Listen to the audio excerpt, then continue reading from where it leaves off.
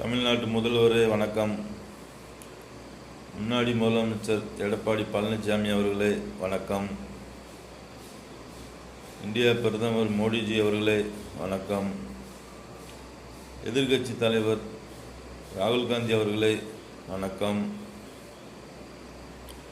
இந்தியாவில் எவ்வளவோ வேலை இருக்குது, சரிங்களா?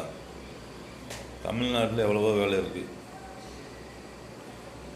ஆனால் ஒரு மாடு வளர்க்குறாங்க. மாடுன்னு தெரியுமில்ல, பசு மாடு, பால் பீச்சுற மாடு. இந்த பால் பீச்சுற மாட்டில் எத்தனை பேருக்கு வேலை கிடைக்குது? ஒரு மாடு வளர்த்தா, ஒரு குடும்பத்தில் ஒரு மாடு வளர்க்குறாங்க, நிறையா மாடு வளர்க்குறாங்க, சரிங்களா? ஒரு குடும்பத்தில் ஒரு மாடு வளர்த்தாலே எத்தனை பேருக்கு வேலை கிடைக்குது? இதெல்லாம் உங்களுக்கு தெரிஞ்சால் நீங்கள் முதலமைச்சர் ஆகிருக்க மாட்டீங்க, பிரதமர் ஆகிருக்க மாட்டீங்க. உண்மை தானே? இது மாடு வளர்க்குறவங்களுக்கு வேலை, சரிங்களா? மாடு வளர்க்குறவங்க மிசுங்க முடியாது. 4 பிள்ளை பெற்றவங்க கூட விட்டுட்டு அவங்க ஊர் சுத்த போயிடுவாங்க. தாஜ்மஹால் போகிறேன், திருப்பதி போகிறேன், எங்கெங்கேயோ போகிறேன், காசி போகிறேன், ராமேஸ்வரம் போகிறேன் என்று சுத்த போடுவாங்க.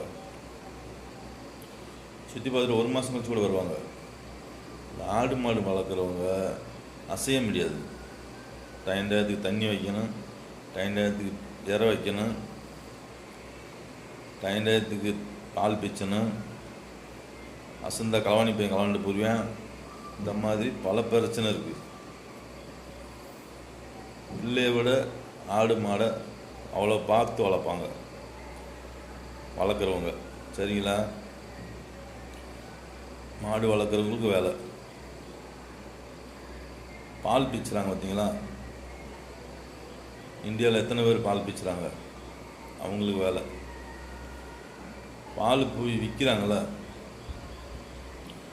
அங்கே வேலை. அங்கேருந்து திருப்பி ரிட்டர்ன் ஆகுது, போகும்போது வேலை, திருப்பி பால் அங்கேருந்து ரிட்டர்ன் ஆகுது. அப்போ எத்தனையோ மனிதனுக்கு வேலை கிடைக்குதுல்ல. அடுத்து பால் தயிர் ஆகுது, தயிர் வெண்ணெய் ஆகுது, நெய் ஆகுது. அப்போ நெய் கம்பெனியில் வேலை. எவ்வளோ பேர்த்துக்கு வேலை கொடுக்குறாங்க? வீட்டுக்கு ஒரு மாடு வளர்த்தா